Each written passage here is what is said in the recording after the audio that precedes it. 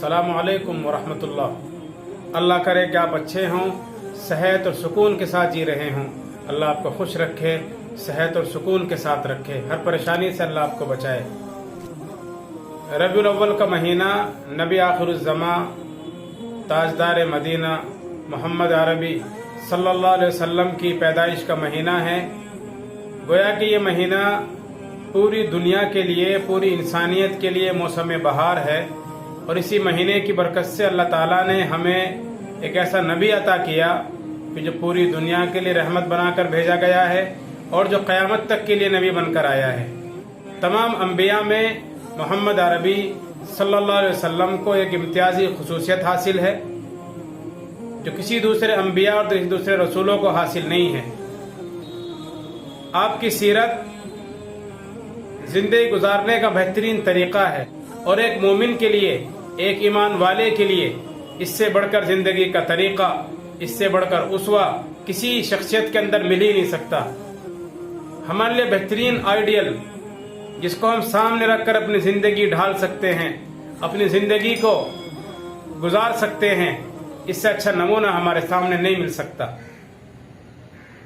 हम ये कोशिश कर रहे हैं कि इस महीने में अल्लाह के नबी अलैहिस्सलातु वस्सलाम की ज़ात अक़दस की ज़िंदगी के कुछ नमूने आपके सामने पेश किए जाएं। अगरचे आपकी सीरत और आपकी ज़िंदगी गुजारने का तरीक़ा इतना वसी है कि उसको बयान करना बड़ा मुश्किल है, लेकिन ताकि मेरे अंदर आपकी सीरत को इख्तियार करने का जज्बा पैदा हो और हम सब आप अलैहिस्सलातु वस्सलाम की सीरत और ज़िंदगी को सामने रखकर अपनी ज़िंदगी को बना सकें, संवार सकें और अपनी ज़िंदगी के अंदर खुशहाली पैदा कर सके, इसलिए कुछ नमूने आपकी ज़िंदगी के हम पेश कर रहे हैं।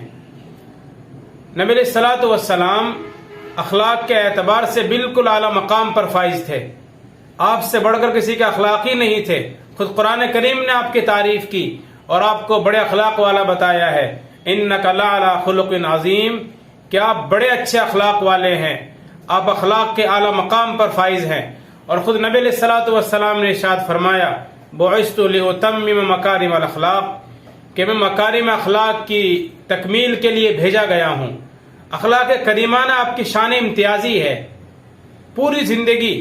आपकी अखलाक करीमाना से भरी पड़ी है। जिंदगी का कोई गोशा ऐसा आपको नजर नहीं आएगा जहां आपकी जिंदगी में अच्छे अखलाक नजर ना आते हों, बल्कि अच्छे अखलाक दावत की एक बुनियादी शे है। जो लोग दाई हैं, जो दावत का काम करना चाहते हैं, जो चाहते हैं कि उनका तरीका आगे बढ़े, उनके पास अच्छे अखलाक होना इंतहाई ज़रूरी है। अगर अच्छे अखलाक हमारे पास नहीं है तो हम किसी भी मैदान में कामयाब नहीं हो सकते।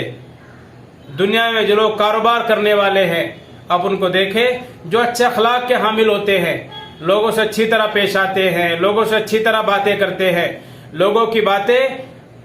बड़ी नरमी के साथ सुनते हैं, उन पर मेहरबानी करते हैं, लोगों पर ज्यादती नहीं करते, तो ऐसे लोगों की लोग हमेशा तारीफ करते रहते हैं। इसी नबी अलैहिस्सलातु वस्सलाम पर अगरचे आपके खानदान वालों ने, कुरैश के लोगों ने बड़ी ज्यादतियां की, बड़ा आपको सताया, बड़े आप पर जुल्म किए, बहुत आपको परेशान किया, लेकिन कभी आपने गुस्सा नहीं किया, कभी नाराजगी नहीं दिखाई, कभी किसी को बुरा भला नहीं कहा। लोगों ने आप पर ज्यादतियां की तो आपने उन पर रहमत के फूल बरसाए। लोगों ने आपको सताया तो आपने उनके लिए दुआएं की। लोगों ने आपके रास्ते में कांटे डाले, रोड़े अटकाए, परेशानियां खड़ी की, लेकिन आपने हमेशा मुस्कुराकर उनका जवाब दिया। आपके अखलाक के ताल्लुक से एक सिलसिला हम शुरू कर रहे हैं और कुछ वाक़यात जो आपकी ज़िंदगी के आला नमूने हैं, जिनसे हमें अखलाक के तरफ कदम बढ़ाने में आसानी मिलेगी। इस तरह के हम कुछ नमूने, कुछ वाक़यात की शक्ल में पेश करने की कोशिश कर रहे हैं। हिजरत से पहले नबी अलैहिस्सलातु वस्सलाम ने जब अपना दावती मिशन शुरू किया, जब आपने अपना दावती पैगाम लोगों तक पहुंचाना शुरू किया और अल्लाह की तरफ से आपको हुक्म मिला, या अय्युहल मुद्दस्सिर कुम फअंज़िर व रब्बका फकब्बिर, ए चादर ओढ़ने वालों खड़े हो जाओ, लोगों को डराओ, अपने रब की बड़ाई बयान करो। तो आपने अपने दावती मिशन का आगाज किया। तो उसी मिशन के लिए आप ताइफ तशरीफ ले गए और आप ये चाहते थे کہ طائف میں جو لوگ رہتے ہیں وہ میری باتوں کو تسلیم کریں اور میری باتوں کو مان لیں، تاکہ مجھے مضبوطی ملے اور دین کی ترقی، دین کی بڑھوتری کے لیے کوئی راستے نکلیں، کچھ راہیں ہموار ہوں۔ آپ نے وہاں کے خاندان کے بڑے لوگوں، سرداروں تک اپنی بات پہنچائی، کسی نے آپ کی بات کو تسلیم نہیں کیا، کسی نے آپ کی بات پر کان نہیں دھرا، کسی نے آپ کی بات نہیں مانی اور آپ کو وہاں سے واپس کر دیا۔ اور جو واپس کیا تو وہاں کے اوباشوں، بدماش لڑکوں کو آپ کے پیچھے لگایا، انہوں نے آپ پر پتھر برسائے، آپ کو دھکے دیے، آپ کو پریشان کیا، آپ پر زیادتیاں کی، لیکن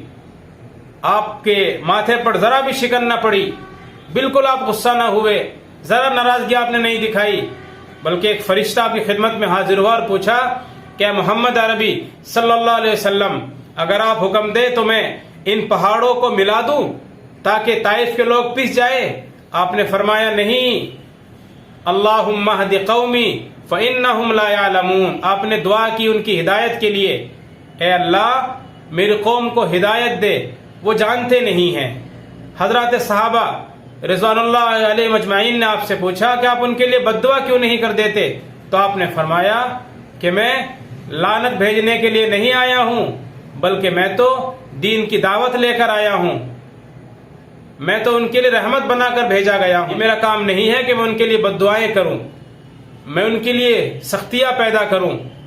بلکہ آپ نے تو فرمایا یسروا ولا تعسروا، آسانیاں پیدا کرو، سختیاں پیدا نہ کرو۔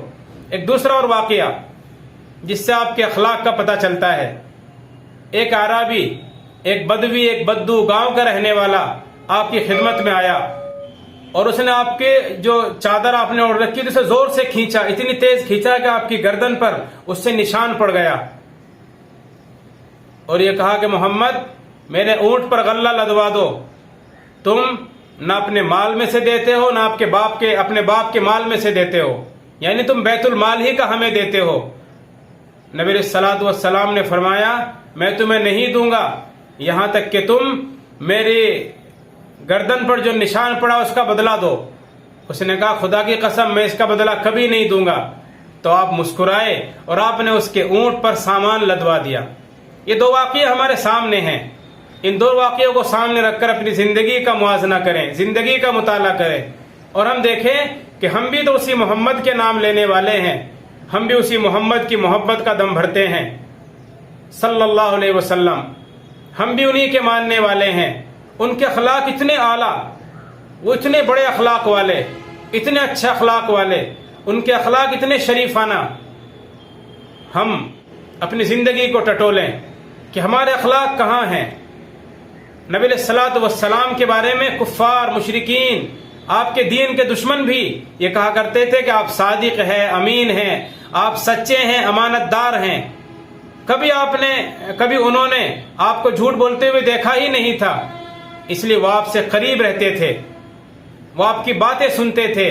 آپ کی باتوں کو تسلیم بھی کرتے تھے، قسمیں کھاتے تھے آپ کے ناموس اور تقدس کی،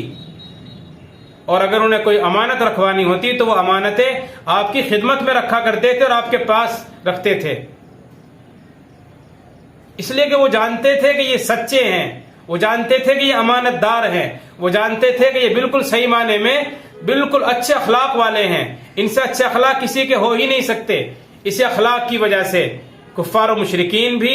آپ سے بسا اوقات ہمدردی دکھاتے تھے، آپ کے اخلاق کی وجہ سے۔ ہم بھی دین کا کام کرنے والے، ہمیں بھی چاہیے کہ اپنے اخلاق کو درست کیا جائے، اپنے اخلاق کو سنوارا جائے، اپنے اندر شریفانہ زندگی اختیار کی جائے، اپنے اخلاق کو کریمانہ بنایا جائے، جس طرح نبی علیہ الصلوۃ والسلام کے اخلاق تھے، تاکہ دین کا کام کرنے میں جو دشواریاں پیش آتی ہیں وہ دشواریاں ختم ہوں، اور جو ہم بظاہر ایسا لگتا ہے کہ دین میں سختیاں پیدا کرنے والے ہیں، ہم دین میں آسانیاں پیدا کرنے والے بنے، اور جو لوگوں کے اندر اسلام کے تعلق سے، مسلمانوں کے تعلق سے، نبی علیہ الصلوۃ والسلام کے تعلق سے غلط فہمیاں پیدا ہو گئی ہے، بدزنی پیدا ہو گئی ہے، کم علمی کی بنیاد پر یا غلط معلومات کی بنیاد پر، ان تک صحیح معلومات پہنچیں گی تو انہیں پتہ چلے گا کہ نبی کون ہیں، انہیں پتہ چلے گا کہ مسلمان کیسے ہوتے ہیں، انہیں پتہ چلے گا کہ نبی کے اخلاق کیسے تھے۔ آج کے لیے بس اتنا ہی، انشاءاللہ اگلی ویڈیو میں ہم کچھ اور نبی علیہ الصلوۃ والسلام کی زندگی کے اعلیٰ نمونے، آپ کے اخلاق کریمانہ کچھ باتیں پھر سے لے کر حاضر ہوں گے، اور مجھے امید ہے یہ باتیں آپ کو اچھی لگی ہوں گی اور اس میں آپ جوڑیں گے، اپنے احباب کو بھی جوڑیں گے، اور یہ ویڈیو آپ کم از کم 5 لوگوں کو ضرور شیئر کریں تاکہ وہ لوگ بھی اپنی زندگی کے اور اپنے اخلاق کو سنوارنے کے لیے پیش قدمی کریں، اور انہیں بھی نبی علیہ الصلوۃ والسلام کی سیرت کے تعلق سے کچھ باتیں معلوم ہوں، اور ہم خود بھی کوشش کریں کہ سیرت کا خود بھی مطالعہ کریں گے اور دوسروں تک انشاءاللہ سیرت کی باتیں، نبی علیہ الصلوۃ والسلام کی زندگی کی باتیں ہم پہنچائیں گے۔ السلام علیکم ورحمۃ اللہ وبرکاتہ۔